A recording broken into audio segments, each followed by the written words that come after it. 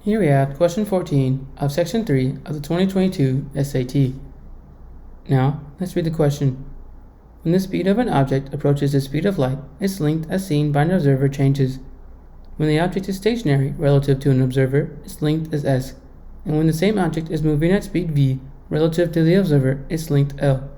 The formula above, L is equal to s times the square root of 1 minus v squared over c squared, expresses L in terms of s, v, and c, the speed of light. Which of the following gives the speed of the object in terms of the other quantities? Where we have A is v is equal to c times the square root of 1 minus l squared over s squared.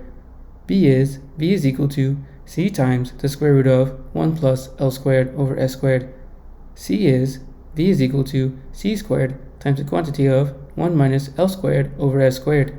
And D is v is equal to c squared times the quantity of 1 plus l squared over s squared. Now, since we are solving for v, let's go ahead and write down the equation so we can get that started. Our first step is to divide both sides by s, so we can get the square root by itself. What do we think is the next step? That is correct. We're going to square both sides, since square and square roots are inverses. So we are left with l squared over s squared is equal to 1 minus v squared over c squared. Now, there are multiple ways to continue here. But right now, our v is negative. Let's go ahead and make v positive to make our lives easier.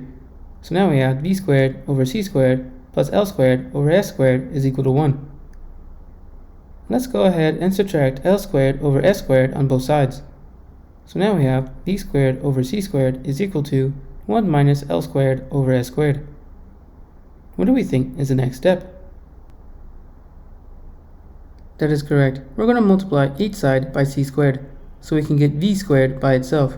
And the result is v squared is equal to c squared times the quantity of 1 minus l squared over s squared. What do we think is the next step? That is correct. We're going to take the square root on both sides, since the square root and square are inverses.